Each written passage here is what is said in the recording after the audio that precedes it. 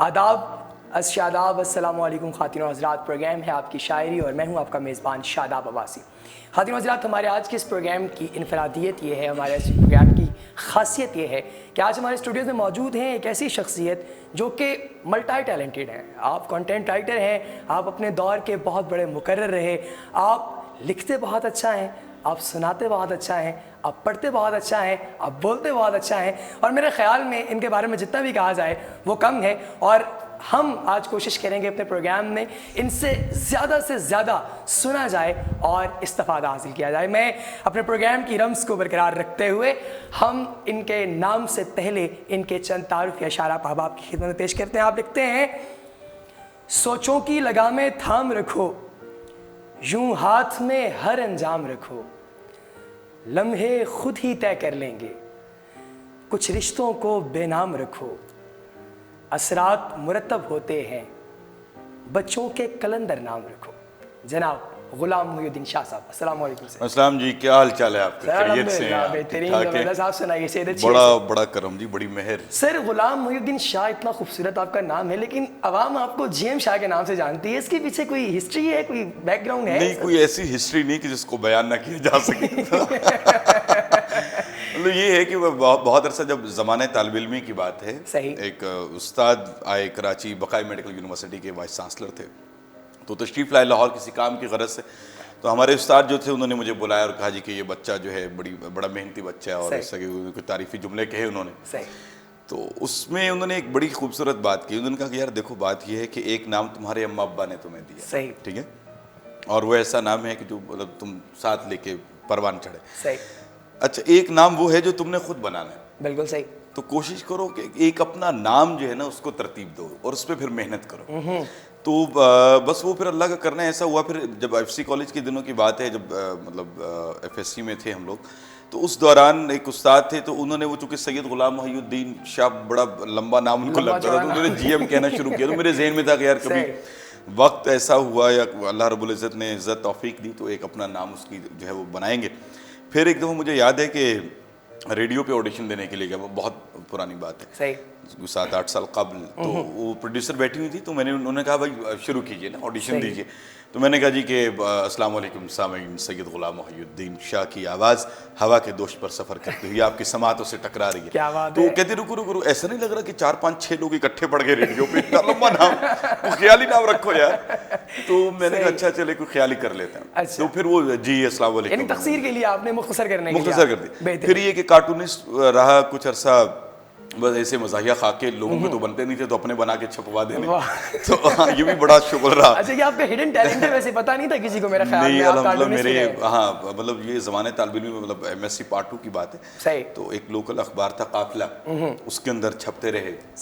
اور اس کا بھی بڑی دلچسپ چیزیں ہیں, مطلب کچھ معاملات ایسے ہوتے ہیں کہ آپ بے ساختہ جو ہے آپ کے منہ سے اللہ کا شکر ادا ہوتا ہے. تو وہ ایک دفعہ ایسا ہوا کہ یونیورسٹی سے چھٹی ہوئی, تو ان دنوں حالات اللہ کا شکر ہے بہت اچھے تھے, کہ چلانے کو سائیکل بھی نہیں تھی, تو پیدل سفر بہت ہوتا تھا. بالکل صحیح. تو یا لفٹ لے لینی, تو بس پہ سوار ہوئے, تو ایک صاحب میرے ساتھی کیمپس پل سے چڑھے, تو کہنے لگے کہ کہاں پڑھتے ہیں آپ؟ میں نے کہا جی میں پی یو میں ہوتا ہوں. کہنے لگے کون سے ڈپارٹمنٹ میں؟ میں نے کہا جی کمیونیکیشن اسٹڈیز ادارہ ہے علوم ابلاغیات میں. کہنے لگا کہ یار میں بھی وہیں پڑھتا ہوں, کبھی دیکھا نہیں آپ کو. تو میں نے کہا کہ اچھا یار, ویسے کوئی ایسا ہوں بھی نہیں کہ جس کو دیکھا جائے. ہم تو صنف ناظر نہیں صنف کرخت ہیں بھائی, ہمیں کون دیکھے گا. بڑی دلچسپ. وہ کہنے لگے اچھا یار تمہیں پتہ ہے کہ ہمارے ڈپارٹمنٹ میں کوئی صاحب ہے جی ایم شاہ کے نام سے, اب وہ مجھ سے کہتے ہیں کہ یار وہ کارٹون لگاتے ہیں نوٹس بورڈ پہ, ان کے اخبارات میں بھی چھپتے ہیں یار, بڑے مزے کے اس کے کارٹون ہوتے ہیں, اور لائنیں بہت اچھی ہوتی ہیں اس کی نا, سٹائل بہت. تو آپ جانتے ہیں اس سے؟ میں نے کہا نہیں یار, میں پتہ نہیں کون آدمی, کیا عجیب سے یار, کوئی باتیں کرنے والی کیا خیال لکھتا ہے یار, پتہ نہیں. کہتے یار کیا بات کر رہے ہیں آپ, بڑے مزے کے ہوتے ہیں.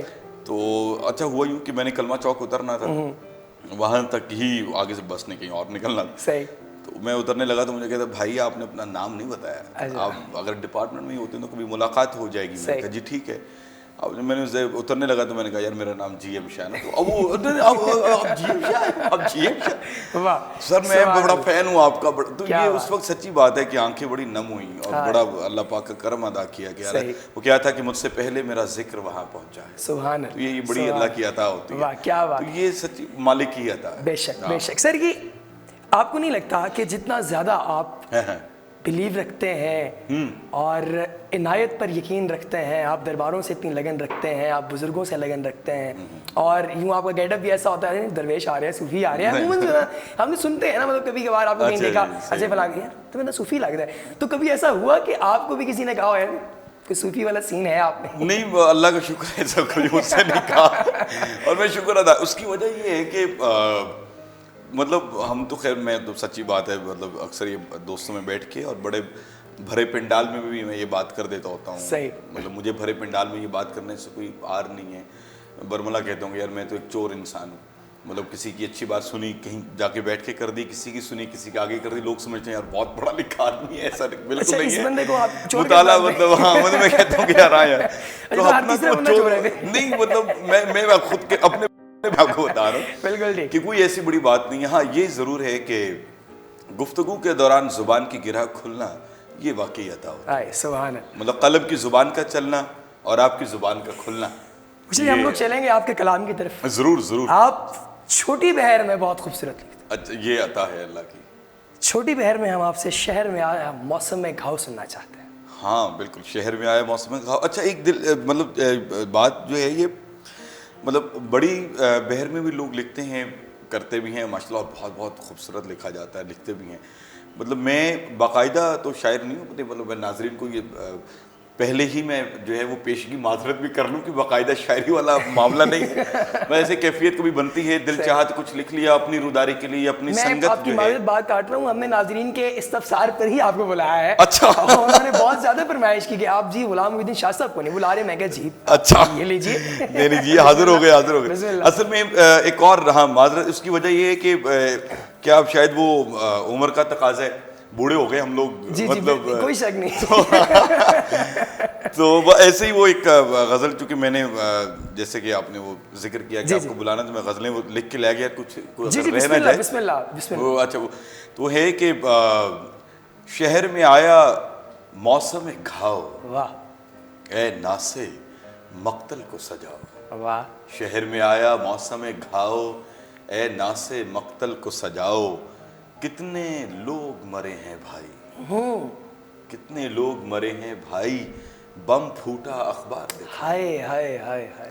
اور ماضی کب تک چاٹو گے, ماضی کب تک چاٹو گے, تم اپنے عہد کا بوجھ اٹھاؤ.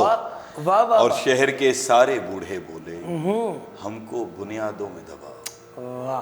بھیک بھیکاری کو, شہر کے سارے بوڑھے بولے, شہر کے سارے بوڑھے بولے, ہم کو بنیادوں میں دباؤ. اور بھیک بھیکاری کو جچتی ہے, غیرت مند ہو کر کے کھاؤ. بھیک بھیکاری کو جچتی ہے, غیرت مند ہو کر کے کھاؤ. اور رات ہوا چاہتی ہے روشن, اپنے اپنے دیپ بجھاؤ. سبحان اللہ. رات ہوا چاہتی ہے روشن, اپنے اپنے دیپ بجھاؤ. اور دھرتی لال گلال ہوئی ہے, دھرتی لال گلال ہوئی ہے, چوک چوراہے پھر سے سجاؤ.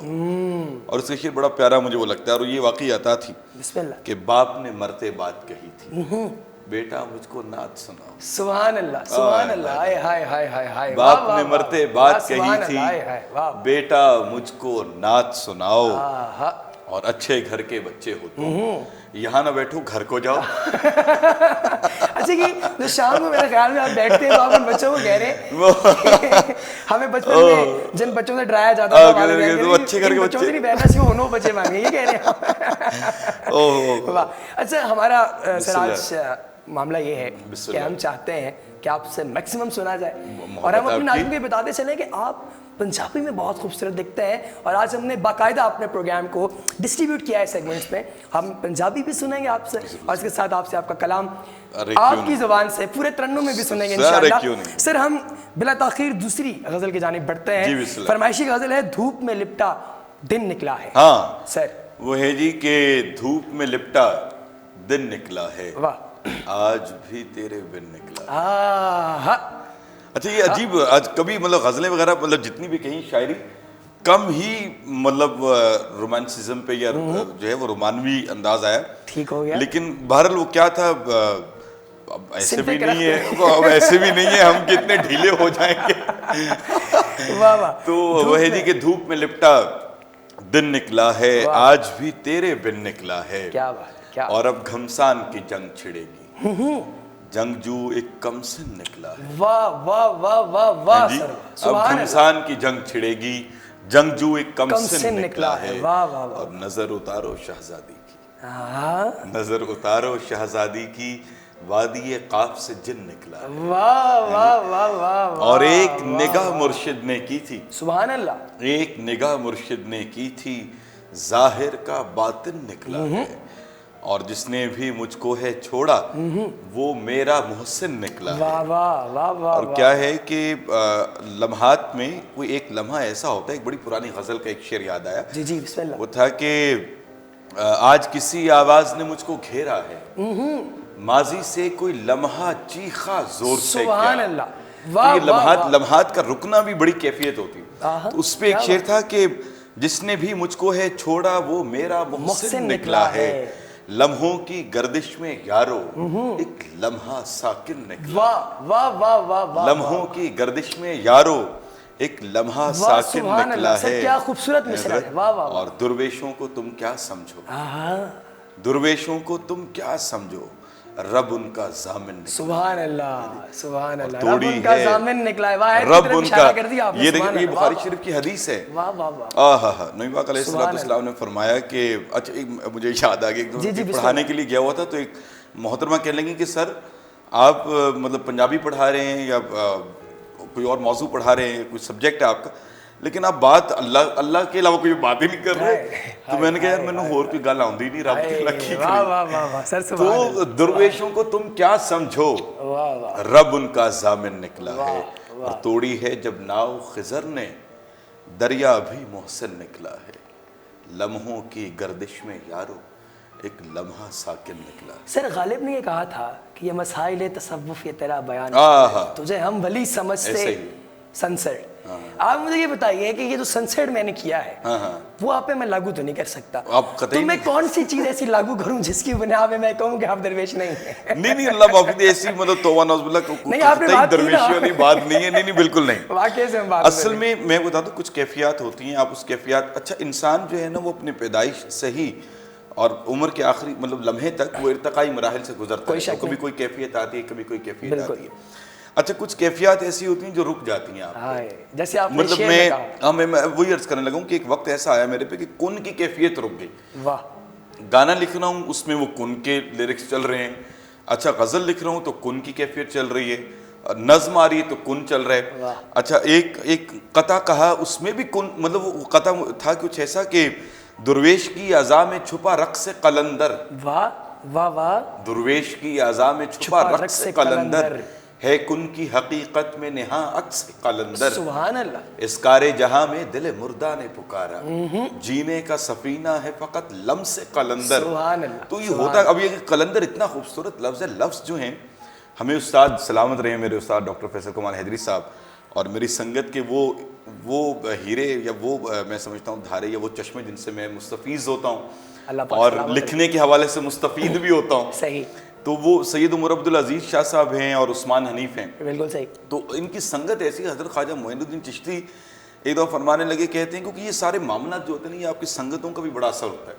حضرت خواجہ معین الدین چشتی اجمیری شریف سرکار رحمۃ اللہ فرماتے ہیں کہ اچھے دوستوں کی سنگت جو ہے وہ نیکی کرنے سے افضل ہے. واہ واہ واہ واہ. سبحان اللہ. اور برے لوگوں کی صحبت سنگت جو ہے وہ برائی سے بدتر ہے. اس کی وجہ یہ ہے, برائی کرنے سے بھی بدتر ہے, اس کی بنیادی وجہ ہے کہ آپ کے لاشعور جو ہے, اب جیسے بزرگ کہا کرتے ہیں, استاد فرماتے کہتے ہیں کہ ہمیں لگتا ہے کہ ہمارا پورا جو سرکٹ ہے, جو میکانزم ہے, وہ شعور نے پکڑا ہوا ہے. اصل میں 95% 95% لاشعور لے کے چل رہا ہوتا ہے ہمیں. کوئی شک نہیں اس میں. تو ہوتا کیا ہے کہ وہ جو سنگتیں ہوتی ہیں نا وہ آپ بنیادی طور پہ وہ آپ کے اس لاشعور پہ اثرات مرتب کر رہی ہوتی ہیں.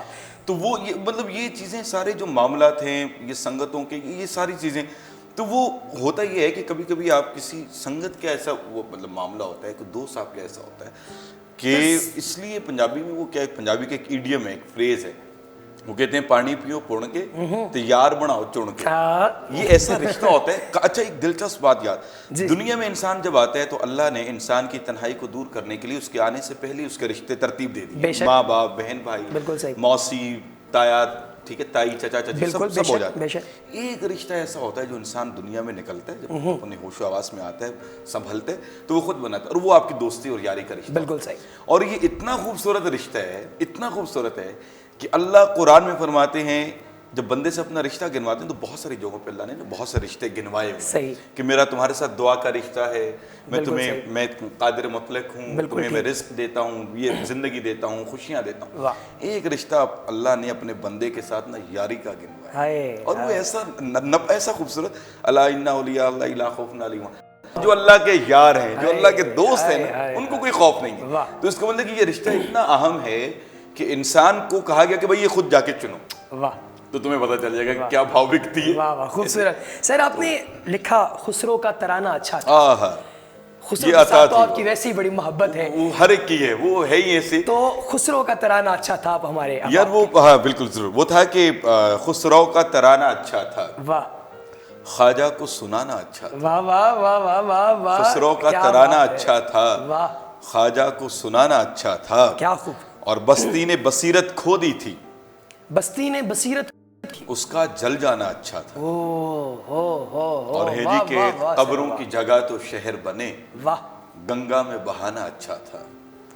اور اس پیٹ سے پنچھی روٹھ گئے، اس کا مرجھانا اچھا تھا. اس پیٹ سے پنچھی روٹھ گئے، اس کا مرجھانا اچھا تھا. اور اس نے بھی روایت بدلی ہے، اس کا تو گھرانہ اچھا تھا. واہ واہ واہ واہ سر واہ. اس نے بھی روایت بدلی ہے، اس کا تو گھرانہ اچھا تھا. اس کا تو گھرانہ اچھا تھا. کیا خوب ہے. اور معراج سخن اور داد سخن، واہ واہ، غالب کا زمانہ اچھا. سبحان اللہ سر مقرر. واہ. معراج سخن اور داد سخن، غالب کا زمانہ اچھا تھا. آنکھوں میں حیا کی آیت تھی، اس کا شرمانا اچھا تھا. آنکھوں میں حیا کی آیت تھی، اس کا شرمانا اچھا تھا. ابھی آپ رومانوی نہیں لکھتے؟ ہاں بالکل نہیں لکھتا. اب تو خیر وہ بھی کبھی وقت تھا کہ جب لاہور ایک منزلہ تھا، اب تو لاہور پورا 2 منزلہ ہو گیا. انتہائی یہ قرب کی بات ہے. بالکل صحیح. تو اس پہ وہ ایک شعر ہوا کہ راوی یہ روایت کرتا ہے لاہور پرانا. واہ واہ واہ واہ سر واہ. شہر سے محبت کرنے، راوی یہ روایت کرتا ہے لاہور پرانا اچھا تھا. راوی یہ روایت کرتا ہے لاہور پرانا اچھا تھا. واہ واہ واہ. اوہ خسرو کا ترانہ. سبحان اللہ سر سبحان. سر چونکہ ہم نے وقت کا تقاضا بھی ذرا تھوڑا سا ہے تو ضروری ایک غزل ہم آپ سے اور سننا چاہیں گے. وہ غزل ہے کہ تیرے آسماں کے اوپر میری زمین کے نیچے. یہ تھوڑی سی لمبی بہر کی. اچھا اب یہ دیکھیں، میں پہلے عرض کر رہا تھا آپ سے کہ سنگت کا فیض ہو. بالکل بے شک.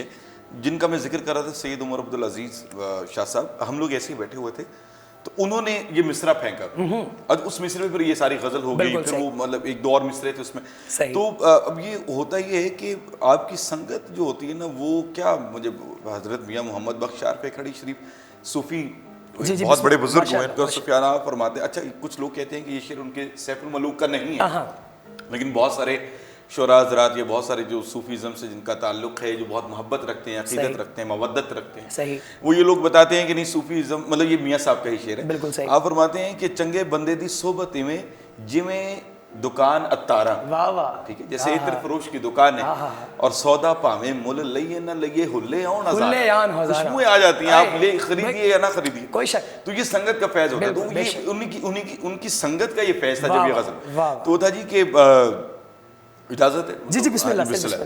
وہ ہے کہ تیرے آسماں کے اوپر میری اس زمین کے نیچے یہ بھٹک رہے ہیں جتنے، انہیں پاس کوئی کھینچے. تیرے آسماں کے اوپر میری اس زمین کے نیچے یہ بھٹک رہے ہیں جتنے، انہیں پاس کوئی کھینچے. اور ہے جی کہ تیری آرزو لحد ہے، میری آرزو ہے مقتل.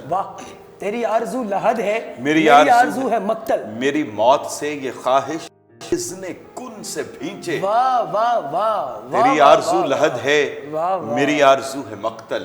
میری موت سے یہ خواہش مجھے اذن کن سے بھینچے، اور ہے کہ یہ ہے ظرف جنگلوں کا کہ ہیں بے فصیل سارے. واہ واہ واہ سر کیا مصرع ہے، سبحان یہ ہے اللہ. ظرف جنگلوں کا کہ ہیں بے فصیل سارے، وہ جو آئے آئے آگے، وہ جو جائے جائے پیچھے. واہ واہ واہ واہ سر، کیا واہ غرض ہے، واہ واہ غرض سر مکرر، واہ واہ. یہ ہے ظرف جنگلوں کا واہ واہ کہ ہیں بے فصیل سارے، وہ جو آئے آئے آگے، وہ جو جائے جائے پیچھے. واہ واہ اور میری فکر کے شراروں کی تپش بھی آ کے چکھے.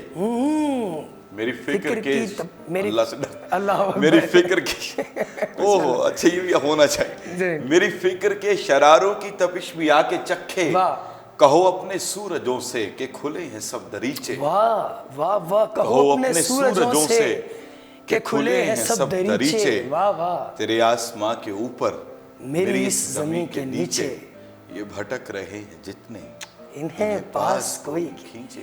یہ فنا بقا کا قصہ کسی اور کو سناؤ. ہائے ہائے، یہ فنا بقا کا قصہ کسی اور کو سناؤ. یہ فنا بقا کا قصہ کسی اور کو سناؤ. یہ فنا بقا کا قصہ کسی اور کو سناؤ. جو اکھڑ رہی ہیں سانسیں انہیں کوئی آ کے سینچے. یہ جو اکھڑ رہی ہے سانسیں انہیں کوئی آ کے سینچے، انہیں کوئی آ کے سینچے. اور پھر اس کا ایک بڑا خوبصورت تھا وہ کہ میں حقیقتوں سے نکلوں اسے خواب میں ہی پالوں. میں حقیقتوں سے نکلوں اسے خواب میں ہی پالوں. خواب میں ہی پالوں. وہ کبھی پلک تو جھپکے، وہ کبھی تو آنکھ میچے. واہ واہ واہ واہ، وہ کبھی پلک تو جھپکے. دیکھو کیا کیا حسرتیں نکلتی ہیں اور ابھی آپ رومانوی نہیں لکھتے. دیکھ لیا کیا ہے کہ میں حقیقتوں سے نکلوں. واہ واہ واہ، اوہو اسے خواب میں ہی پالوں. کیا بات ہے. وہ کبھی پلک تو جھپکے، کبھی تو آنکھ میچے. اور یہ جو دن کی ہے سفیدی یہ تو رات کا ہے پردہ. یہ جو دن کی ہے سفیدی یہ تو رات کا ہے پردہ. کوئی ہے جو پردہ کھینچے اور فلک پہ رات سینچے. کوئی ہے جو پردہ کھینچے اور فلک پہ رات سینچے. ایسے ہی کیا مطلب اللہ سے ڈرتے ہوئے مطلب اس طرح سے تو نہیں. تانوں اپنی زبان نال بڑی محبت ہے سر. مینوں سر میں بڑی ریج نال مینوں بڑا پیار ہے اپنی زبان نال. اور میں بڑا جڑا ہے نا اس اندا ٹول کٹدا کہ اپنی زبان نال پیار کرو کیونکہ اسی اس گلوں بہت میں سمجھا کہ اسی بڑا پیڑ کیتا ہے. بالکل صحیح. اور بڑے ماڑے لوگ ہیں کہ اسی اپنی زبان تو دور نہیں. میں تکے نا تانوں اکثر کسی تقریر مقابلے وچ جدوں پنجابی نوں جج کر رہے ہو تسی جاندے ہو سٹیج تے تسی پہلے نمبر تے آ کے کہندے ہو کہ بھائی ٹھیک ہے اپنی زبان نال تسی بڑی زیادتی کیتی ہے پنجابی ہو. سر بڑی اللہ تعالیٰ دی دین ہے بڑی اللہ تعالیٰ نے نوازش ہے کہ کوئی تاڈے ورگے لوگ زندہ نے جڑے لکھدے نے ماشاءاللہ. تے سر اسی تاڈے کو سننا چاہواں گے تاڈی بہت خوبصورت ایک حمد جڑی کہ تسی میرے شیئر کیتی سی گل کہ تاڈی والدہ نوں بہت پسند آئی تے ظاہر اس تو بعد سر میں تانوں دسدا کہ مینوں 4-5 سال ہو گئے نے لکھدیاں. اچھا یہ رب دی دین. میرے استاد مینوں کہندے ہوندے نے کہ پتر مینوں بالکل تیرے تے یقین نہیں سی کہ تو لکھے گا. اچھا بھی انہاں دا بڑا پن ہے اور اے بھی انہاں دا پیار ہے. کہندے لیکن تو ایک دم ہی لکھنا شروع کر دا. میں انہاں نوں کہا سر میرے شاعر خوبصورت لکھنا شروع کر. نہیں اللہ پاک نہیں ماشاءاللہ جی ماشاءاللہ اللہ پاک مزید رکھے. رب دی پناہ چاہیے رب بس عطا کردے رہن. آمین. مینوں ایک واقعہ یاد آ گیا. افتخار عارف ساڈے اردو ادب دے بہت بڑا نام. کوئی شک نہیں. افتخار عارف صاحب ایک دفعہ کہندے نے کہ میرے اوتے نا آمد دا سلسلہ رک گیا. ایسا رکیا آمد دا سلسلہ کہ میں رون ڈے پیا رون لگ پیا اور بہت رویا. کہندے نے کہ میں رب نوں کہا کہ ربا سونیا جے تو میرے کو لکھنا کھو لیا تے میں مر جانا ہے کیونکہ میرا تے کم ہی ہے کہ میں لکھنا ہے تے میں کی کراں گا اگر یہ معاملہ ہویا اور یہ ساری چیزاں ہوئیاں. تے افتخار عارف صاحب کہندے نے کہ یار یہ سارے جڑے معاملے نے نا تے میں ایک جگہ ہویا اس طرح کہ میں اپنی سوچ نوں جمع کیتا اور سوچ نوں جمع کر کے نا میں کہا کہ یار رب دے نا دوارے بہنے ہیں تے رب نوں کہندے ہیں کہ اے میرے نال نہ کر. اور افتخار عارف صاحب کہندے نے کہ میں راتی مصلا بچھایا تے میں نفل پڑھے حاجت دے اور مصلے تے نا سجدے چ سر رکھ کے تے میں رویا. اور کہندے نے میں پھر اتنا رویا کہ شاید گھٹ ہی میں اتنا رویا ہوں. افتخار عارف صاحب کہندے نے روندیاں روندیاں میری مصلے تے ہی اکھ لگ گئی اور یہی میں روندیاں کہنا کہ ربا تیرے خزانے چ کیڑا گھاٹا پینا جے تو مینوں واپس کر دے. اتنا چر ہو گیا کہ میرے کو لکھے ہی نہیں جا رہے. ایسا بانج ہو گیا ذہن. کہندے نے کہ میری سویرے اتھی مصلے تے اکھ کھلی تے ایویں میں قلم پڑھی اور کاغذ پڑھیا تے میں لکھنا شروع کیتا.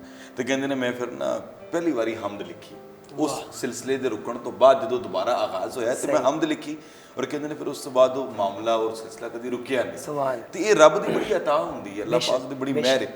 ਤੇ ਬਹੁਤ ਅਰਸੇ ਦਾ ਮੈਂ ਲਿਖ ਰਿਹਾ ਸਾਂ ਤੇ ਉਹ ਮੇਰੇ ਇੱਕ ਦੋਸਤ ਨੇ ਮਿਊਜ਼ਿਕ ਸਟੂਡੀਓ ਬਣਾਇਆ ਤੇ ਮੈਨੂੰ ਕਹਿੰਦਾ ਕਿ ਸ਼ਾਹ ਜੀ ਮੈਂ ਚਾਹ ਰਿਹਾ ਕਿ ਪਹਿਲਾ ਟਰੈਕ ਮੈਂ ਹਮਦੀਆ ਕੱਢਾਂ ਤੇ ਮੈਨੂੰ ਤੁਸੀਂ ਲਿਖ ਦਿਓ। ਮੈਂ ਕਿਹਾ ਜੀ ਠੀਕ ਹੈ। ਅੱਛਾ, ਉਹ ਮਜ਼ੇ ਦੀ ਗੱਲ ਕਿ ਉਤੋਂ ਨੇ ਮੈਨੂੰ ਕਹਿਤਾ ਕਿ ਤੁਸੀਂ ਪੰਜਾਬੀ 'ਚ ਲਿਖਣਾ ਹੈ। ਬਿਲਕੁਲ ਸਹੀ। ਲਿਰਿਕਲ ਜਿਹੜੀ ਫਾਰਮ ਹੈ ਨਾ ਸ਼ਾਇਰੀ ਦੀ ਹੈ ਜੋ ਵੀ ਹੈ, ਬਹੁਤ ਸਾਰੇ ਉਹਦਾ ਬਾਅਦ ਜਿਹੜੇ ਨੇ ਅਦੀਬ ਜਿਹੜੇ ਉਹ ਇਹਨੂੰ ਸ਼ਾਇਰੀ 'ਚ ਨਹੀਂ ਮਤਲਬ ਗਿਣਦੇ, ਕਹਿੰਦੇ ਨਹੀਂ ਕਿ ਨਹੀਂ ਯਾਰ ਇਹ ਗਾਣੇ ਗੂਣੇ ਲਿਖਣਾ ਬਕਾਇਦਾ ਜਿਹੜਾ ਉਹ ਅਦਬ 'ਚ ਨਹੀਂ ਆਉਂਦਾ, ਹਿੱਸਾ ਹੋਏਗਾ ਲੇਕਿਨ ਗਜ਼ਲ 'ਚ ਜਾਂ ਸ਼ਾਇਰੀ 'ਚ ਨਹੀਂ, ਯਾਨੀ ਇੱਕ ਅਲੱਗ ਉਹਨੂੰ ਡਿਪਾਰਟਮੈਂਟ ਇੱਕ ਅਲੱਗ ਹੋ ਰਹੀ ਇਹਦਾ ਮੈਦਾਨ। ਠੀਕ ਹੋ ਗਿਆ। ਤੇ ਮੈਂ ਉਹਨੂੰ ਕਿਹਾ, ਮੈਂ ਕਿਹਾ ਯਾਰ ਸ਼ਾਇਰੀ ਪੰਜਾਬੀ 'ਚ ਗਜ਼ਲ ਲਿਖੀ ਹੈ, ਡਰਾਮੇ ਲਿਖੇ ਨੇ, ਥੀਏਟਰ ਲਿਖਿਆ, ਥੀਏਟਰ ਕੀਤਾ ਵੀ ਹੈ, ਪੰਜਾਬੀ 'ਚ ਪ੍ਰੋਗਰਾਮ ਵੀ ਕਰਦੇ ਪਏ ਆ, ਲੇਕਿਨ ਲਿਰਿਕਲ ਫਾਰਮ 'ਚ ਕਦੇ ਨਹੀਂ ਲਿਖਿਆ। ਖੈਰ ਉਹ ਰੱਬ ਨੇ ਕਰਮ ਕੀਤਾ, ਹੋ ਗਿਆ। ਸਹੀ। ਇਹ ਗੱਲ ਮੈਂ ਇਸ ਕੋਲੋਂ ਸੁਣਾਉਣ ਕਿ ਮੈਨੂੰ ਹਮਦ ਬੜੀ ਪਸੰਦ ਹੈ ਕਿ ਮੇਰੀ ਮਾਂ ਨੇ ਇਹਦੇ ਤੇ ਕਸਮ ਚੁੱਕੀ। ਉਹ ਬੈਠੇ ਨੇ ਵਿਹੜੇ 'ਚ ਤੇ ਮੈਂ ਕਿਹਾ ਮਾਂ ਜੀ ਮੈਂ ਨਾ ਪਹਿਲੀ ਦਫਾ ਪੰਜਾਬੀ 'ਚ ਲਿਖਿਆ ਤੇ ਮੇਰੀ ਨਾ ਬੜੀ ਰੂਹ ਹੈ ਕਿ ਮੈਂ ਤੁਹਾਨੂੰ ਸੁਣਾਵਾਂ। ਤੇ ਹੱਸ ਪਏ, ਕਹਿੰਦੇ ਨੇ ਅੱਛਾ ਚੱਲ ਸੁਣਾ ਮੈਨੂੰ। ਅੱਛਾ ਮੈਂ ਸੁਣਾਈ ਉਹਨਾਂ ਨੂੰ ਹਮਦ ਤੇ ਮੈਨੂੰ ਸੁਣ ਕੇ ਕਹਿੰਦੇ ਨੇ ਇਹ ਪੁੱਤਰ ਤੂੰ ਆਪੇ ਲਿਖੀ? ਮੈਂ ਕਿਹਾ ਯਕੀਨ ਮੰਨੋ ਮੈਂ ਬਕਲਮ ਖੁਦ ਲਿਖੀ ਨੇ। ਬਿਲਕੁਲ ਸਹੀ। ਤੇ ਆਏ ਸਲਾਮਤ ਰਹਿਣ ਮਾਪੇ ਸਾਰੇ। ਤੇ ਮੈਨੂੰ ਕਹਿੰਦੇ ਨੇ ਕਿ ਅੱਛਾ ਇਹਦੀ ਤਰਜ਼ ਵੀ ਤੂੰ ਆਪੇ ਬਣਾ ਲਈ? ਮੈਂ ਕਿਹਾ ਹਾਂਜੀ। ਕਹਿੰਦੇ ਨੇ ਪੁੱਤਰ ਤੂੰ ਸੋਹਣੀ ਲਿਖੀ ਹੈ। ਮੈਂ ਕਿਹਾ ਮਾਂ ਜੀ ਬਸ ਤੁਹਾਡੀ ਦੁਆ ਚਾਹੀਦੀ ਹੈ। ਕਹਿੰਦੇ ਨੇ ਨਹੀਂ ਪੁੱਤਰ ਤੂੰ ਸੋਹਣੀ ਲਿਖੀ ਹੈ। ਮੈਂ ਕਿਹਾ ਤੁਹਾਡੀ ਜੁੱਤੀਆਂ ਦਾ ਸਦਕਾ। ਤੇ ਮੈਨੂੰ ਨਾ ਹੱਸ ਕੇ ਕਹਿੰਦੇ ਨੇ ਉਹ ਕਸਮੇ ਸੋਹਣੀ ਲਿਖੀ ਹੈ। ਅੱਖਾਂ 'ਚ ਅੱਥਰੂ ਆ ਗਏ ਮੇਰੇ। ਇਸ ਦਾ ਮੂਮੈਂਟ ਸੀ। ਸੁਭਾਨ ਅੱਲਾਹ, ਸੁਭਾਨ ਅੱਲਾਹ, ਸੁਭਾਨ। ਰੱਬ ਮਾਪਿਆਂ ਨੂੰ ਸਲਾਮਤ ਰੱਖਣ ਜੀ। ਐਸਾ ਸੰਘਣਾ ਔਰ ਐਸੀ ਸੋਹਣੀ ਛਾਏ ਰੱਬ ਦਾ ਵਾਕਈ ਰੂਪ ਨੇ ਮਾਪੇ। ਔਰ ਅੱਲਾਹ ਪਾਕ ਇਹਨਾਂ ਨੂੰ ਇਹ ਸੰਘਣਾ ਬੂਟਾ ਸਦਾ ਆਬਾਦ ਰਹੇ, ਸਲਾਮਤ। ਉਹਦਾ ਉਹ ਇੱਕ ਥੋੜੀ ਜਿਹੀ ਮੈਂ ਉਹ ਸਟਾਰਟ ਹੁੰਦਾ ਹੈ ਜੀ ਕਿ ਅੱਛਾ ਉਹਦੇ ਇਸ ਹਮਦ ਦੇ ਵਿੱਚ ਨਾ ਲਫ਼ਜ਼ ਸਦਾ ਆਵਾਜ਼ ਦੇਣਾ, ਇਹਦੀ ਤਕਰਾਰ ਹੈ ਬਹੁਤ ਜ਼ਿਆਦਾ। ਇਹਦਾ ਇੱਕ ਮੁਖੜਾ ਔਰ ਇੱਕ ਜਿਹੜਾ ਨਾ ਅੰਤਰਾ ਮੈਂ ਤੁਹਾਨੂੰ ਸੁਣਾਵਾਂ। ਜੀ ਬਿਸਮਿਲ੍ਲਾ। ਹੋਏਗਾ ਜੀ ਕਿ ਗਾ ਕੇ ਇਜਾਜ਼ਤ ਹੈ? ਜੀ ਜੀ ਬਿਸਮਿਲ੍ਲਾ ਸਰ। ਸਾਰੇ ਜਗ ਦਾ ਪਾਲਣਹਾਰ ਤੂੰ ਏ,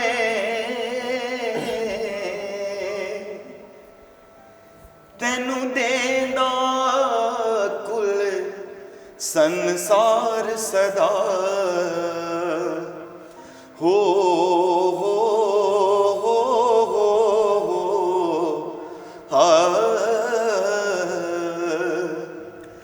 ਥਾਵਾਂ ਦੀ ਸਦਾ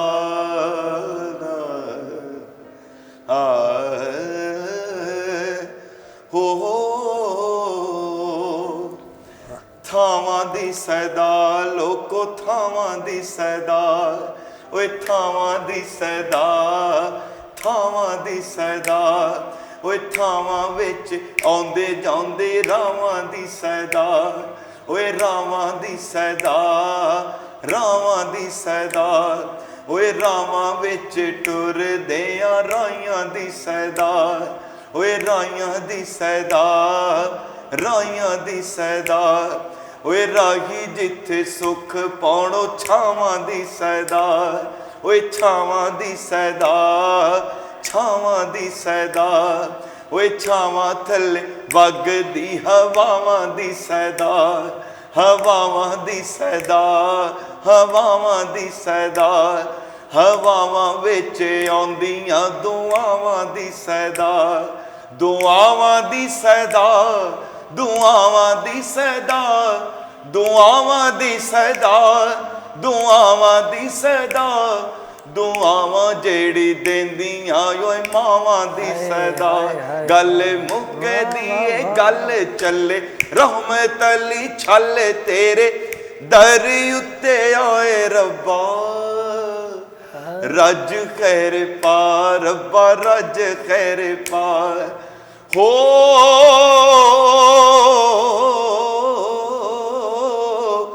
ਅੱਖੀਆਂ ਦੀ ਕਾਸੀਆਂ ਚੋਂ ਵਗਦੇ ਨੇ ਨੀਰ, ਪੈਣਾ ਤੋਂ ਨਾ ਵੱਖ ਹੋਣ ਸ਼ਾਲਾ ਕਦੇ ਵੀਰ, ਰੱਜ ਖੈਰ ਪਾ ਰੱਬਾ, ਰੱਜ ਖੈਰ ਪਾ ਜ਼ੁਬਾਨਾਂ ਦੀ ਸਦਾ, ਜ਼ੁਬਾਨਾਂ ਵਿੱਚ ਵਸਦੇ ਜਹਾਨਾਂ ਦੀ ਸਦਾ, ਜਹਾਨਾਂ ਉੱਤੇ ਸੱਤ ਅਸਮਾਨਾਂ ਦੀ ਸਰਦਾਰ, ਅਸਮਾਨਾਂ ਥੱਲੇ ਖੇਡਦੇ ਜਵਾਨਾਂ ਦੀ ਸਰਦਾਰ, ਜਵਾਨਾਂ ਦੇ ਦਿਲਾਂ ਦੇ ਅਰਮਾਨਾਂ ਦੀ ਸਰਦਾਰ, ਓਏ ਮਿੱਟੀ ਸੋਨਾ ਕਰਦੇ ਕਿਸਾਨਾਂ ਦੀ ਸਰਦਾਰ, ਕਿਸਾਨਾਂ ਦੀ ਸਰਦਾਰ, ਕਿਸਾਨਾਂ ਦੀ ਸਰਦਾਰ, ਕਿਸਾਨਾਂ ਦੀ ਸਰਦਾਰ, ਕਿਸਾਨਾਂ ਦੀ ਸਰਦਾਰ, ਸੋਹਣੇ ਰੱਬ ਤੇ ਕਿਸਾਨਾਂ ਦੇ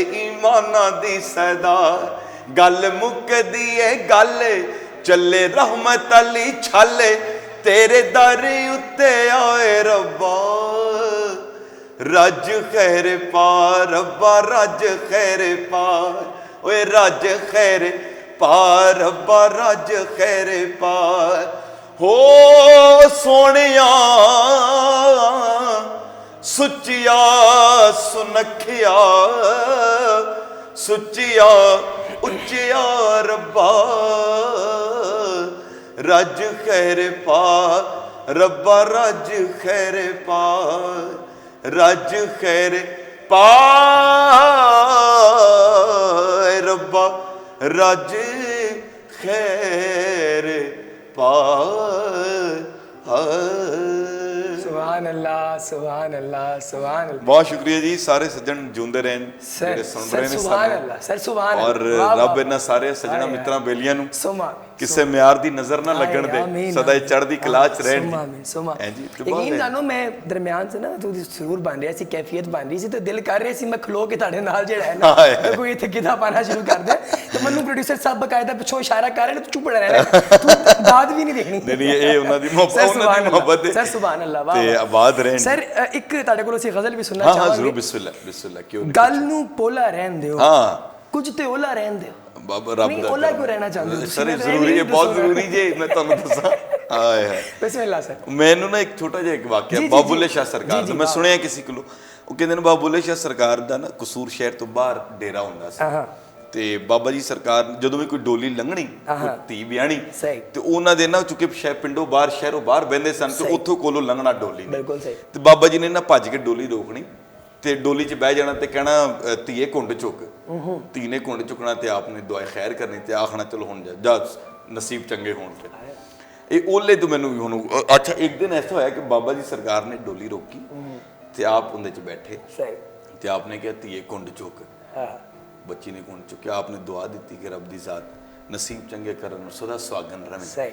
ਜਦੋਂ ਆਪ ਦੁਆ ਦੇ ਕੇ ਨਿਕਲਣ ਲੱਗੇ ਨਾ, ਤੇ ਕੁੜੀ ਨੇ ਵੀਣੀ ਫੜ ਲਈ ਤੇ ਕਹਿੰਦੀ ਬੋਲਿਆ ਮੇਰਾ ਤੇ ਕੁੰਡ ਚੁਕਾਇਆ ਨਾ, ਤੇ ਆਪਣਾ ਵੀ ਹੁਣ ਚੁੱਕ। ਹਾਏ, ਬਾਬਾ ਜੀ ਘਬਰਾ ਗਏ, ਘਬਰਾ ਕੇ ਕਹਿੰਦੇ ਐ ਕੀ ਬੜੀ ਮੇਰੇ ਨਾਲ, ਕੀ ਬਾਤ। ਕਹਿੰਦੇ ਨੇ ਮੇਰਾ ਤੇ ਤੂੰ ਕੁੰਡ ਚੁਕਾਤਾ ਤੇ ਆਪਣਾ ਵੀ ਕੁੰਡ ਚੁੱਕ ਬੋਲਿਆ।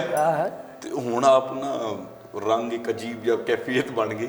ਪਰ ਉਸ ਵਾਕਿਏ ਤੋਂ ਫਿਰ ਆਪਨੇ ਡੋਲੀ ਨਹੀਂ ਰੋਕੀ ਕਿ ਕਿਨੂੰ ਕਿਨੂੰ ਓਲਾ ਆਪਣਾ ਦਿਖਾ ਦੇ। ਤੇ ਅੱਛਾ ਜੀ, ਉਹ ਗੱਲ ਮੈਨੂੰ ਗਜ਼ਲ ਦਾ ਤੁਸੀਂ ਆਖਿਆ, ਬਿਸਮਿਲ੍ਲਾ ਜੀ, ਬਿਸਮਿਲ੍ਲਾ। ਤੇ ਉਹ ਹੈ ਜੀ ਕਿ ਗੱਲ ਨੂੰ ਪੋਲਾ ਰਹਿਣ ਦਿਓ, ਕੁਝ ਤੇ ਓਲਾ ਰਹਿਣ। ਵਾਹ, ਗੱਲ ਨੂੰ ਪੋਲਾ ਰਹਿਣ ਦਿਓ, ਕੁਝ ਤੇ ਓਲਾ ਰਹਿਣ ਦਿਓ, ਝੱਟ ਨੂੰ ਪਾਣੀ ਹੋ ਜਾਣਾ, ਬਰਫ਼ ਦਾ ਗੋਲਾ ਰਹਿਣਾ। ਹਾਏ ਹਾਏ, ਝੱਟ ਨੂੰ ਪਾਣੀ ਹੋ ਜਾਣਾ, ਬਰਫ਼ ਦਾ ਗੋਲਾ ਰਹਿਣ ਦਿਓ, ਕੁਝ ਤੇ ਓਲਾ ਰਹਿਣ ਦਿਓ, ਔਰ ਚਾਨਣ ਸ਼ਰਮਾ ਲਾ ਦੇਗਾ, ਰਾਤ ਦਾ ਚੋਲਾ ਰਹਿਣ ਦਿਓ, ਕੁਝ ਤੇ ਓਲਾ ਰਹਿਣ। ਵਾਹ ਵਾਹ ਵਾਹ। ਚਾਨਣ ਸ਼ਰਮਾ ਲਾ ਦੇਗਾ, ਚਾਨਣ ਸ਼ਰਮਾ ਲਾ ਦੇਗਾ, ਰਾਤ ਦਾ ਚੋਲਾ ਰਹਿਣ ਦਿਓ, ਕੁਝ ਤੇ ਓਲਾ ਰਹਿਣ ਦਿਓ, ਗੱਲ ਨੂੰ ਪੋਲਾ ਰਹਿਣ ਦਿਓ, ਔਰ ਬਾਹਰ ਤੇ ਹਰ ਸ਼ੈ ਗੁੰਗੀ ਏ, ਅੰਦਰ ਰੌਲਾ ਰਹਿ। ਹਾਏ ਹਾਏ ਹਾਏ, ਬਾਹਰ ਤੇ ਹਰ ਸ਼ੈ ਗੁੰਗੀ ਏ, ਬਾਹਰ ਤੇ ਹਰ ਸ਼ੈ ਗੁੰਗੀ ਏ, ਅੰਦਰ ਰੌਲਾ ਰਹਿਣ ਦਿਓ, ਕੁਝ ਤੇ ਓਲਾ ਰਹਿਣ ਦਿਓ, ਗੱਲ ਨੂੰ ਪੋਲਾ ਰਹਿਣ ਦਿਓ। ਮੈਨੂੰ ਕੁਝ ਐਵੇਂ ਤਿੰਨ ਚਾਰ ਸ਼ੇਰ ਮੈਨੂੰ ਯਾਦ ਆ ਗਏ। ਇਹ ਬਿਲਕੁਲ ਜੀ ਰੱਬ ਦੀ ਬੜੀ ਅਤਾ ਹੋਈ। ਸੁਭਾਨ ਅੱਲਾਹ ਜੀ, ਸੁਭਾਨ ਅੱਲਾਹ। ਉਹਦੀ ਦੇਣ ਦੀ ਗੱਲ ਨੇ ਸਾਰੀ, ਬਹੁਤ ਸੋਹਣਾ। ਅੱਛਾ, ਇੱਕ ਮਤਲਬ ਗੱਲਾਂ ਜਿਵੇਂ ਤੁਸੀਂ ਕੀਤੀਆਂ, ਤੁਸੀਂ ਕਹਿੰਦੇ ਸੀ ਗੱਲ ਦੇ ਵਿੱਚੋਂ ਗੱਲ ਨੂੰ ਕੱਢੋ। ਹਾਂ ਬਿਲਕੁਲ, ਇਹ ਅਸਲ 'ਚ ਇਹ ਵੀ ਨਾ ਜੀ ਮੈਨੂੰ ਯਾਦ ਹੈ, ਅਸੀਂ ਰਾਤ ਨੂੰ ਬੈਠੇ ਕੋਈ, ਅੱਛਾ ਇਹ ਦਿਲਚਸਪ ਗੱਲ ਹੈ, ਰਾਤ ਬੜਾ ਅਜੀਬ ਇੱਕ ਕੈਫੀਅਤ ਦੀ ਗੱਲ ਹੈ। ਰਾਤ ਤੇ ਰਾਤ ਹੈ ਨਾ। ਹਾਂ ਬਿਲਕੁਲ, ਸਭ ਤੋਂ ਜ਼ਿਆਦਾ ਮੈਂ ਦਿਨ ਦੀ ਨਿਸਬਤ ਰਾਤ ਤੇ ਬਹੁਤਾ ਲਿਖਿਆ ਗਿਆ। ਓਹੋ ਬਿਲਕੁਲ ਇੰਝ ਗੱਲ ਹੈ, ਕਲਮ ਵੀ ਰਾਤੀ ਖੁੱਲ੍ਹਦੇ ਨੇ। ਤੇ ਬਦਲ ਜੀ ਉਹ ਉੱਥੇ ਅਸੀਂ ਬੈਠੇ ਚਾਹ ਪੀਣ ਡੇ ਸਾਂ, ਤੇ ਐਵੇਂ ਉਹ ਮਿਸਰਾ ਹੋਇਆ, ਤੇ ਦੋਸਤ ਨੇ ਤਾਰੀਫ ਕੀਤੀ ਸਹੀ ਤੇ ਬਸ ਉਹਦੀ ਤਾਰੀਫ ਚ ਉਹ ਗਜ਼ਲ ਹੋ ਗਈ। ਰੱਬ ਹੁੰਦਾ ਵੀ ਭਲਾ ਕਰੇ ਕਿ ਜਿਹਨੇ ਹੌਸਲਾ ਦਿੱਤਾ ਕਿ ਨਹੀਂ ਸੋਹਣਾ ਲਿਖ ਰਹੇ ਹੋ। ਇਹ ਵੀ ਚੰਗੀ ਗੱਲ ਜ਼ਰੂਰੀ ਹੈ। ਘੋੜੇ ਤੇ ਜਿਹੜਾ ਸਵਾਰ ਹੈ ਨਾ ਜੀ, ਉਹ ਹੱਥ ਨਾ ਫੇਰੇ ਤੇ ਉਹ ਭੱਜਦਾ ਨਹੀਂ। ਤੇ ਬਹਰਹਾਲ ਅੱਛਾ, ਇੱਕ ਮਜ਼ੇਦਾਰ ਗੱਲ ਮੈਂ ਜ਼ਰੂਰ ਆਪਣੇ ਸੁਣਨ ਵਾਲਿਆਂ ਨੂੰ ਕਹਿਣਾ ਚਾਹਾਂਗਾ ਕਿ ਪੰਜਾਬੀ ਦਾ ਇੱਕ ਈਡੀਅਮ ਫਰੇਜ਼ ਹੈ ਜਿਹੜਾ ਮੈਂ ਅਕਸਰ ਕਹਿੰਦਾ ਹੁੰਦਾ ਕਿ ਆਪਣੇ ਵੱਡਿਆਂ ਦਾ ਨਾ ਅਦਬ ਕੀਤਾ ਕਰੋ। ਬਜ਼ੁਰਗ ਕਹਿੰਦੇ ਨੇ ਕਿ ਘੋੜਾ ਜਿੰਨਾ ਵੀ ਨੱਸ ਲੈ ਨਾ ਧੌਣ ਤੋਂ ਅੱਗੇ ਨਹੀਂ ਜਾਂਦਾ। ਉਸਤਾਦ ਧੌਣ ਤੋਂ ਪਿੱਛੇ ਹੀ ਰਹੇਗਾ, ਜਿੰਨਾ ਮਰਜ਼ੀ ਤੇਜ਼ ਹੋਏਗਾ। ਤੇ ਉਸਤਾਦ ਵੱਡੇ ਉਹਨਾਂ ਦੀ ਅਦਬ ਦੇ ਵਿੱਚ ਹੀ ਇਹ ਸਾਰੀ ਬਾਤ ਹੁੰਦੀ ਹੈ। ਤੁਸੀਂ ਅਦਬ ਕਰੋਗੇ ਵੱਡਿਆਂ ਦਾ, ਬਜ਼ੁਰਗਾਂ ਦਾ, ਤੇ ਰੱਬ ਤੁਹਾਨੂੰ ਖੈਰ ਪਾਉਂਗੇ। ਉਹ ਗਜ਼ਲ ਐਸੀ ਜੀ ਕਿ ਗੱਲ ਦੇ ਵਿੱਚੋਂ ਵੱਲ ਨੂੰ ਕੱਢੋ। ਹਾਂਜੀ, ਗੱਲ ਦੇ ਵਿੱਚੋਂ ਵੱਲ ਨੂੰ ਕੱਢੋ, ਗੱਲ ਦੀ ਮੁੱਢੋਂ ਗੱਲ ਨੂੰ ਕੱਢੋ, ਗੱਲ ਦੀ ਮੁੱਢੋਂ ਗੱਲ ਨੂੰ ਕੱਢੋ। ਗੱਲ ਹੋਈ ਬਣੀ ਕੀ ਉੱਥੋਂ ਫੜ ਪਤਾ ਤੇ ਇਹ ਗੱਲ ਦੀ ਤਹਿ ਚ ਗੱਲ ਹੈ ਜਿਹੜੀ ਖਾਸ ਗੱਲ ਹੈ, ਉਹ ਖਾਸ ਗੱਲ। ਫਿਰ ਉਹ ਲਿਖਿਆ ਜੀ ਕਿ ਗੱਲ ਦੇ ਵਿੱਚੋਂ ਵੱਲ ਨੂੰ ਕੱਢੋ, ਗੱਲ ਦੀ ਮੁੱਢੋਂ ਗੱਲ ਨੂੰ ਕੱਢੋ, ਤੇ ਨੀਹਾਂ ਪਾਵਣ ਤੋਂ ਵੀ ਪਹਿਲਾਂ ਰੇਤ ਦੇ ਵਗਦੇ ਥਲ ਨੂੰ ਕੱਢੋ, ਤੇ ਵੇਲੇ ਦੀ ਵੰਡ ਇੰਜ ਨਹੀਂ ਹੋਣੀ, ਵੇਲੇ ਦੇ ਪਲ ਪਲ ਨੂੰ ਕੱਢੋ। ਵਾਹ ਵਾਹ ਵਾਹ, ਵੇਲੇ ਦੀ ਵੰਡ ਇੰਜ ਨਹੀਂ ਹੋਣੀ, ਵੇਲੇ ਦੇ ਪਲ ਪਲ ਨੂੰ ਕੱਢੋ, ਤੇ ਸੁਣਦਾ ਕਮਲਾ ਹੋਇਆ, ਸੁਣਦਾ ਕਮਲਾ ਹੋਇਆ, ਮੰਦਰ ਵਿੱਚੋਂ ਟੱਲ ਨੂੰ ਕੱਢੋ। ਵਾਹ ਵਾਹ ਵਾਹ ਵਾਹ ਵਾਹ ਵਾਹ ਵਾਹ, ਸੁਣਦਾ ਕਮਲਾ ਹੋਇਆ, ਮੰਦਰ ਵਿੱਚੋਂ ਟੱਲ ਨੂੰ ਕੱਢੋ, ਮੰਦਰ ਵਿੱਚੋਂ ਟੱਲ ਨੂੰ ਕੱਢੋ, ਮੰਦਰ ਵਿੱਚੋਂ ਟੱਲ ਨੂੰ ਕੱਢੋ, ਤੇ ਗੱਲ ਦੀ ਮੁੱਢੋਂ ਗੱਲ ਨੂੰ ਕੱਢੋ, ਗੱਲ ਦੇ ਵਿੱਚੋਂ ਵੱਲ ਨੂੰ ਕੱਢੋ। ਵਾਹ ਵਾਹ ਵਾਹ ਵਾਹ, ਤੇ ਬਸ ਇਹ ਕੀ ਸੋਹਣਾ ਲਿਖਿਆ ਜੇ।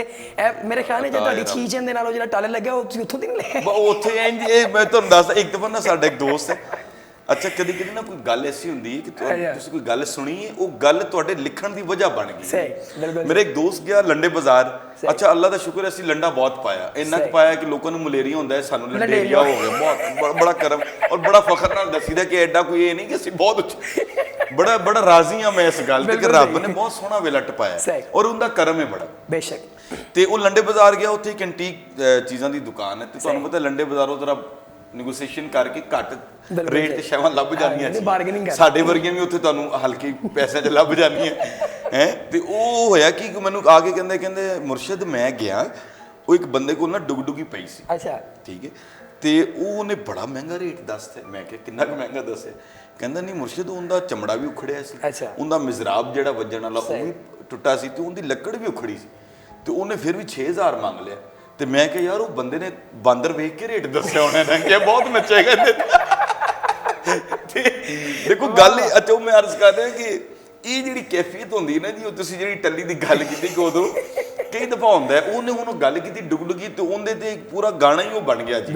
ਉਹ ਹਿੱਪੀ ਜਿਹੜਾ ਸਾਡਾ ਸਟਾਈਲ ਹੈ, ਮਿਊਜ਼ਿਕ ਜਨਰ ਹੈ ਸਾਡਾ, ਉਸੇ ਜਨਰੇ ਦੇ ਉੱਪਰ ਪੂਰਾ ਗਾਣਾ ਉੱਥੇ ਬੈਠਿਆਂ ਤੇ ਇਹ ਅਤਾ ਹੁੰਦੀ ਰੱਬ ਦੀ ਜ਼ਾਤ ਦੀ। ਅੱਛਾ ਸਰ, ਅਸੀਂ ਅਗਲੇ ਰਾਊਂਡ ਮਤਲਬ ਜਿਹੜਾ ਸਾਡਾ ਅਗਲਾ ਸੈਗਮੈਂਟ ਅਸੀਂ ਡਿਜ਼ਾਈਨ ਕੀਤਾ ਸੀ, ਉਹ ਤੇ ਇੰਜ ਦਾ ਹੀ ਸੀ ਕਿਉਂਕਿ ਤੁਸੀਂ ਗੱਲ ਕਰ ਦਿੱਤੀ ਹੈ।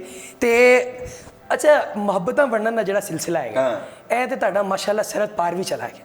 ਰੱਬ ਦਾ ਰੇਖਾ ਬਰਦਵਾਜ ਅੱਲਾਹ ਪਾਕ ਉਹ ਪਿਛਲੇ ਦਿਨ ਆਏ ਹੋਏ ਸਨ ਇੱਥੇ, ਤੇ ਮੈਂ ਤੁਹਾਡੀ ਬੜੀ ਅੱਛੀ ਸੰਗਤ ਲੱਗੀ ਉਹਨਾਂ ਦੇ ਨਾਲ, ਬਹੁਤ ਸੋਹਣੀ। ਔਰ ਮੇਰੇ ਖਿਆਲ ਨਾਲ ਸ਼ਾਇਦ ਕੁਝ ਮੇਰੇ ਖਿਆਲ ਕੌਨਫੀਡੈਂਸ਼ੀਅਲ ਚੀਜ਼ਾਂ ਨੇ ਜਿਹੜੀਆਂ ਸ਼ਾਇਦ ਨਹੀਂ ਅਸੀਂ ਉਹਨਾਂ ਨੇ ਬਿਲਕੁਲ ਤੁਸੀਂ ਬੜਾ ਖੂਬਸੂਰਤ ਇੱਕ ਅੰਤਰਾ ਉਹਨਾਂ ਦੇ ਸਾਹਮਣੇ ਵੀ ਤੁਸੀਂ ਪੇਸ਼ ਕੀਤਾ। ਬਿਲਕੁਲ। ਔਰ ਬੜੀਆਂ ਤੁਹਾਡੀਆਂ ਮੈਂ ਤਾਂ ਸੁਣਿਆ ਬੜੀਆਂ ਫੈਨ ਹੋ ਕੇ ਗਈਆਂ ਨੇ। ਨਹੀਂ, ਉਹ ਉਹਨਾਂ ਦਾ ਵੱਡਾ ਫੈਨ ਹੋ ਮਾਸ਼ਾਅੱਲਾ। ਤੇ ਅਸੀਂ ਸਿਰ ਸੁਣਨਾ ਚਾਹਾਂਗੇ ਤੁਹਾਡੇ ਦੇਖੋ, ਮੈਂ ਅਰਜ਼ ਕਰਾਂ ਕਿ ਰੱਬ ਕੁਰਾਨ 'ਚ ਕਹਿੰਦਾ ਬੜੀ ਸੋਹਣੀ ਗੱਲ ਹੈ ਔਰ ਬੜੀ ਨਤਾਰੇ ਵਾਲੀ ਗੱਲ ਹੈ। ਮੈਂ ਅਕਸਰ ਕਹਿੰਦਾ ਹੁੰਦਾ ਕਿ ਯਾਰ ਅਸੀਂ ਨਾ ਕੁਰਾਨ ਕਦੀ ਪੜ੍ਹਿਆ ਨਹੀਂ, ਅਸੀਂ ਬਰਟਨ ਰਸਲ ਨੂੰ ਪੜ੍ਹ ਲੈਂਦੇ ਹਾਂ, ਅਸੀਂ ਵਿਲ ਡਿਊਰੈਂਟ ਨੂੰ ਪੜ੍ਹ ਲੈਂਦੇ ਹਾਂ, ਠੀਕ ਹੈ, ਬਾਕੀ ਚੀਜ਼ਾਂ ਔਰ ਪੜ੍ਹਨਾ ਚਾਹੀਦਾ, ਲਾਜ਼ਮੀ ਪੜ੍ਹਨਾ ਚਾਹੀਦਾ, ਪਰ ਜਿਹੜੀ ਗੱਲ ਰੱਬ ਆਪ ਦੱਸ ਰਹੇ ਨੇ ਕਿ ਮੈਂ ਤੁਹਾਨੂੰ ਕਹਿਣ ਦੇ, ਉਸ ਗੱਲ ਨੂੰ ਜਰਾ ਨਤਾਰਾ ਕਰੇ ਬੰਦਾ। ਇਹ ਜਿਹੜੀ ਤੁਸੀਂ ਗੱਲ ਕੀਤੀ ਨਾ ਕਿ ਉਹ ਫੈਨ ਹੋ ਗਏ, ਉਹ ਫੈਨ ਉਹ ਅੱਲਾਹ ਪਾਕ ਦੇ ਬੜੇ ਨਵਾਜ਼ੇ ਲੋਕ ਨੇ, ਇਹ ਰੱਬ ਦੀ ਅਤਾ ਹੁੰਦੀ ਹੈ। ਚੰਗੀ ਆਵਾਜ਼ ਔਰ ਚੰਗਾ ਲਿਖਣਾ ਇਹ ਰੱਬ ਦੇ ਖਜ਼ਾਨਿਆਂ ਚੋਂ ਇੱਕ ਖਜ਼ਾਨਾ ਹੈ, ਜਿਹੜਾ ਰੱਬ ਕਿਸੇ ਨੂੰ ਦਿੰਦਾ, ਹਰ ਬੰਦੇ ਦੇ ਹੱਥ ਨਹੀਂ ਹੁੰਦਾ ਬਸ 'ਚ। ਤੇ ਉਹ ਰੱਬ ਨੇ ਕੁਰਾਨ 'ਚ ਇੱਕ ਬੜੀ ਸੋਹਣੀ ਗੱਲ ਕੀਤੀ ਔਰ ਰੱਬ ਫਰਮਾਉਂਦੇ ਨੇ ਕਿ ਕਿਸੇ ਦੇ ਲਈ ਕਿਸੇ ਦੇ ਦਿਲ 'ਚ ਮੁਹੱਬਤ ਪਾਉਣਾ ਇਹ ਮੇਰੇ ਕਬਜ਼ੇ ਕੁਦਰਤ 'ਚ, ਤੁਹਾਡੇ ਇਖਤਿਆਰ ਤੇ ਨਹੀਂ, ਠੀਕ ਹੈ ਨਾ। ਤੇ ਇਹ ਉਹਨਾਂ ਦੀ ਮੁਹੱਬਤ ਹੈ, ਅੱਲਾਹ ਪਾਕ ਦੀ ਅਤਾ ਹੁੰਦੀ। ਬੰਦਾ ਕੋਈ ਗੱਲ ਐਸੀ ਕਰਦਾ ਕਿ ਬੰਦਾ ਆਪਣੀ ਗੱਲ ਨਾਲ ਤੇ ਉਹਨਾਂ ਨੇ ਮੈਨੂੰ ਬੇਸਿਕਲੀ ਉਹਨਾਂ ਨੇ ਛੋਟਾ ਜਿਹਾ ਇੱਕ ਵਾਕਿਆ ਮੈਨੂੰ ਦੱਸਿਆ। ਉਸ ਵਾਕਿਆ ਦੇ ਉੱਪਰ ਉਹਨਾਂ ਨੇ ਮੈਨੂੰ ਕਿਹਾ ਸੀ ਕਿ ਫੋਨ ਆਇਆ ਮੈਨੂੰ ਇੰਡੀਆ ਤੋਂ, ਕਹਿੰਦੇ ਨੇ ਕਿ ਮੈਨੂੰ ਨਾ ਇੱਕ ਹਮਦ ਲਿਖ ਕੇ ਦਿਓ, ਔਰ ਹਮਦ ਜਿਹੜੀ ਤਸਬੀਹ ਫਾਤਮੀ ਜਿਹੜਾ ਪੜ੍ਹਦੇ ਹਾਂ ਹਰ ਨਮਾਜ਼ ਤੋਂ ਬਾਅਦ 33 ਮਰਤਬਾ ਸੁਭਾਨ ਅੱਲਾਹ, 33 ਮਰਤਬਾ ਅਲਹਮਦੁਲਿल्लाह, ਫਿਰ ਅੱਲਾਹੁ ਅਕਬਰ। ਸਹੀ। ਉਹਨੇ ਕਿਹਾ ਜੀ ਇਹਦੇ ਉੱਤੇ ਮੈਨੂੰ ਕੁਝ ਲਿਖ ਕੇ ਦਿਓ। ਸਹੀ। ਅੱਛਾ, ਮੈਂ ਮਜ਼ੇ ਦੀ ਗੱਲ ਹੈ, ਕਦੀ ਕਦੀ ਇਸ ਤਰ੍ਹਾਂ ਹੁੰਦਾ ਹੈ ਕਿ ਤੁਸੀਂ ਕੋਈ ਚੀਜ਼ ਲਿਖਣ ਬੈਠੋ ਨਾ, ਅਸੀਂ ਇੱਕ ਬੜੀ ਪੰਜਾਬੀ ਦੀ ਇੱਕ ਟਰਮ ਹੈਗੀ ਹੈ ਉਸਲਵੱਟੇ। ਉਸਲਵੱਟੇ। ਉਸਲਵੱਟੇ। ਉਸਲਵੱਟੇ। ਅੱਛਾ, ਇਹ ਟਰਮ ਐਸੀ ਹੈ ਕਿ ਜਦੋਂ ਪੈਦਾਇਸ਼ ਦਾ ਵਕਤ ਕਰੀਬ ਆ ਰਿਹਾ ਹੁੰਦਾ ਹੈ ਨਾ, ਤੇ ਇੱਕ ਅਜੀਬ ਜਿਹਾ ਚਿੜਚਿੜਾਪਨ ਆਉਂਦਾ ਹੈ ਔਰਤ ਦੇ ਵਿੱਚ, ਠੀਕ ਹੈ, ਕਿਉਂਕਿ ਤਖਲੀਕ ਦਾ ਇੱਕ, ਤੇ ਜਿਹੜੇ ਲਿਖਣ ਵਾਲੇ ਜਾਂ ਕ੍ਰੀਏਟਿਵ ਲੋਕ ਨੇ, ਮੈਂ ਤਾਂ ਖੈਰ ਬਿਲਕੁਲ ਨਹੀਂ ਹਾਂ, ਮੈਂ ਤਾਂ ਨੈਲਾ ਨਿਕੰਮਾ ਆਦਮੀ ਹਾਂ, ਜਿਹੜੇ ਬਹੁਤ ਅੱਛਾ ਲਿਖਦੇ ਨੇ, ਉਹਨਾਂ ਦੀ ਕੈਫੀਅਤ ਕਈ ਦਫਾ ਲੰਘਦੀ, ਐਵੇਂ ਬੈਠੇ ਬੈਠੇ ਚਿੜਚਿੜੇ ਹੋ ਜਾਣਗੇ, ਮਤਲਬ ਬੈਠੇ ਨੇ ਬੰਦੇ ਚੁੱਪ ਨੇ, ਐਵੇਂ ਯਾਰ ਚੁੱਪ ਕਰ ਦਿਓ ਥੋੜੀ, ਐਵੇਂ ਮਤਲਬ ਚੁੱਪ ਕਰ ਦਿਓ, ਕੋਈ ਪਤਾ ਲੱਗੇ ਚੁੱਪ ਬੈਠੇ ਨੇ, ਤੇ ਉਹ ਕੈਫੀਅਤ ਆਉਂਦੀ। ਅੱਛਾ, ਉਹ 5 ਘੰਟੇ ਇਸ 3 ਲਫ਼ਜ਼ਾਂ ਦੇ ਉੱਪਰ ਨਾ ਜੀ, ਉਹ ਉਹਦੀ ਮੈਂ ਗਿਰਾ ਲਾ ਰਿਹਾ, ਗਿਰਾ ਨਹੀਂ ਲੱਗ ਰਹੀ। ਮੇਰਾ ਦੋਸਤ ਜਿਹੜਾ ਹੈ, ਮੇਰੇ ਵਾਲਿਦ ਸਾਹਿਬ ਕਹਿੰਦੇ ਹੁੰਦੇ ਨੇ, ਔਰ ਬੜੀ ਅੱਛੀ ਗੱਲ ਹੈ, ਉਹ ਕਹਿੰਦੇ ਨੇ ਕਿ ਪੁੱਤਰ ਕੁਝ ਲੋਕ ਐਸੇ ਹੁੰਦੇ ਨੇ ਜ਼ਿੰਦਗੀ 'ਚ ਕਿ ਜਿਹੜੇ ਤੁਹਾਡੀ ਜ਼ਿੰਦਗੀ 'ਚ ਤੁਹਾਡੀ ਕਬਰ ਦੇ ਸੱਕੇ ਹੁੰਦੇ ਨੇ, ਤੁਹਾਡੀ ਜ਼ਿੰਦਗੀ 'ਚ ਤੁਹਾਡੀ ਕਬਰ ਦੇ ਉਹ ਸੱਕੇ ਹੁੰਦੇ ਨੇ, ਤੇ ਉਹਨਾਂ ਦੀ ਕਦਰ ਕੀਤਾ ਕਰੋ। ਤੇ ਉਹ ਦੋਸਤ ਕੁਝ ਇੱਕ ਦੋ ਤੁਹਾਡੇ ਹੁੰਦੇ ਨੇ ਐਸੇ ਰੂਹਦਾਰੀ ਵਾਲੇ ਜਾਂ ਯਾਰ ਸੱਜਣ, ਉਸਮਾਨ ਹਨੀਫ ਦਾ ਜ਼ਿਕਰ ਮੈਂ ਕਰ ਰਿਹਾ, ਤੇ ਉਹ ਉਹਦੇ ਨਾਲ ਮੈਂ ਬੈਠਾ ਤੇ ਮੈਂ ਉਹਨੂੰ ਕਹਿੰਦਾ ਕਿ ਮੁਰਸ਼ਿਦ ਕੀ देखें ये कैसा है, कहता है यार अच्छा है मुर्शिद लेकिन ना मज़ा नहीं आ रहा। अच्छा, मतलब ऐसा नहीं हो रहा क्योंकि वो 3 लफ्ज़ इतने बड़े हैं, सुभान अल्लाह, अल्हम्दुलिल्लाह, अल्लाह अकबर, हम उससे बड़ा तो कुछ नहीं ला सकते, लेकिन एक ऐसी गिरह लगे कि उसको कॉम्प्लीमेंट तो करें वो, कि लगे कि यार हाँ ये बैठ गया। सही।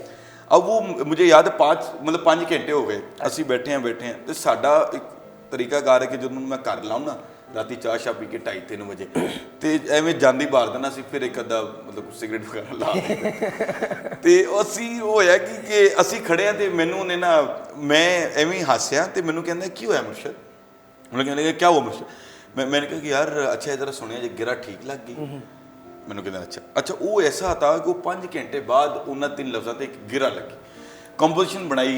अच्छा, जो मैं लिखिया तो मैंने उन्होंने आख्या बड़ी सोहनी गल आखी, कहते ने एक अंतरा तो चलो असी हमदा लिखिया है ना, एक अंतरा जिहड़ा है क्योंकि रेखा भारद्वाज आपा होरां ने मैनूं दस्सिया, कहते हैं कि ये मैनूं सबक जिहड़ा है ख्वाजा निज़ामुद्दीन औलिया की दरगाह तो मिलिया, तो मेरा दोस्त देखो अच्छी संगत तुहानूं अच्छी गल दसेगी, मैनूं कहंदा मुर्शिद क्योंकि ये फैज़ उन्होंने ख्वाजा साहब की दरगाह तो मिले, तो एक जिहड़ा ना स्टैंजा या एक अंतरा सी ख्वाजा साहब की भी बारगाह च लिखी है कि साडा भी मतलब जिहड़ा वो नजराना अकीदत हो जाए। मैं कहा ठीक है, तो वो मैं इजाजत है, मैं बिस्मिल्लाह, वो स्टार्ट होंदा जी कि सुबहान अल्लाह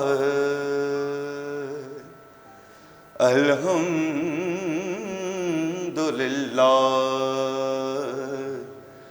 अल्लाहु अकबर सुबहान अल्लाह अल्हम्दुलिल्लाह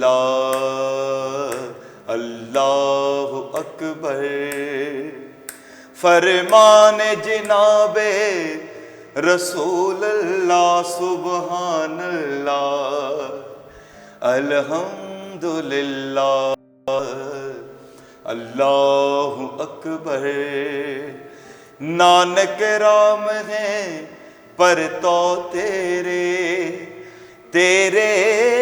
हर हर जी में डेरे नानक राम है पर तो तेरे हर हर जी में डेरे सबके दीन धर्म का हासिल सबके दीन धर्म का हासिल एक सदाए इन्नल्लाह सुबहान अल्लाह अल्हम्दुलिल्लाह अल्लाहु अकबर।